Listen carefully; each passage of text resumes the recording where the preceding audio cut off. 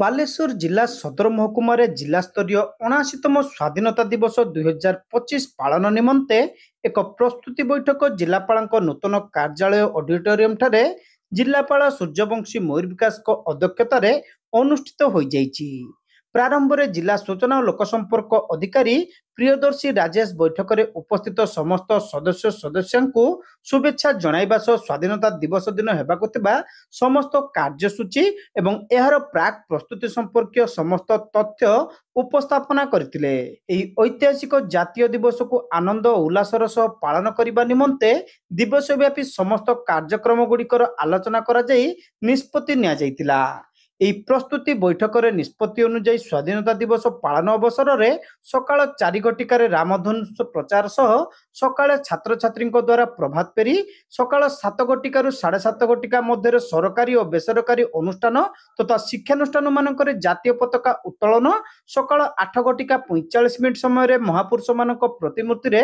ମାଲ୍ୟାର୍ପଣ ସକାଳ 9 ଘଟିକା 15 ମିନିଟ୍ ସମୟରେ जिला स्तरीय समारोह मुख्य अतिथि द्वारा आनुष्ठानिक जातीय पताका उत्तोलन सह सम्मिलित पेरेड परिदर्शन और अभिवादन ग्रहण एवं देशात्मबोधक सांस्कृतिक कार्यक्रम पेरेड रे अंशग्रहण करथिबा छात्र छात्री मानकु मिष्टान बंटन विभिन्न क्षेत्र में उल्लेखनीय कार्यदक्षता व्यक्ति विशेष को संबर्धना प्रदान सह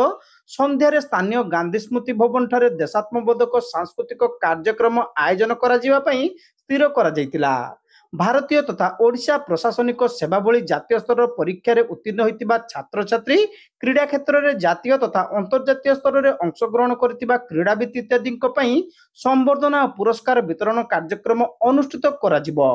एही जातीय दिवस पालन परिप्रेक्षी रे छात्र छात्री मध्य देशात्मबोधक प्रबंध क्विज संगीत प्रतियोगिता आयोजन करने को स्थिर करा जायछि। एतद व्यतीत स्वाधीनता दिवस समारोह सुपरिचालन निमंते मंच सज्जा परिमल आशु चिकित्सा आईन श्रृंखला पानीय जल अतिथि बसिबा स्थान एवं अन्य आनुषंगिक व्यवस्था सुनिश्चित करने जिलापाल सूर्यवंशी मयूर विकास विभागीय अधिकारी मानकु निर्देश दैछन्ति।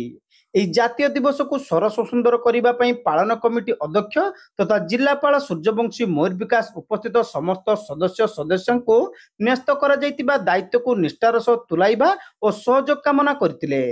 जिला स्तरीय प्रस्तुति बैठक में जिला परिषद सभापति नारायण प्रधान बालेश्वर पौरपालिका अध्यक्षा सविता साहू अतिरिक्त जिलापाल सुधाकर नायक हेमंत सिंह जिला परिषद मुख्य उन्नयन अधिकारी तथा कार्यनिर्वाही अधिकारी संजय कुमार राउत अतिरिक्त कार्यनिर्वाही अधिकारी तथा बालेश्वर उपजिलापाल डॉक्टर मधुस्मिता सामंतराय भारतीय प्रशासन सेवा प्रोबेशनर सामल भगत को समेत जिला स्तरीय समस्त विभागीय पदाधिकारी विभिन्न गणमाध्यम कर्मकर्ता विभिन्न अनुष्ठान कार्यकर्ता एवं समाजसेवी माने एही आलोचना बैठक में अंशग्रहण करथिले।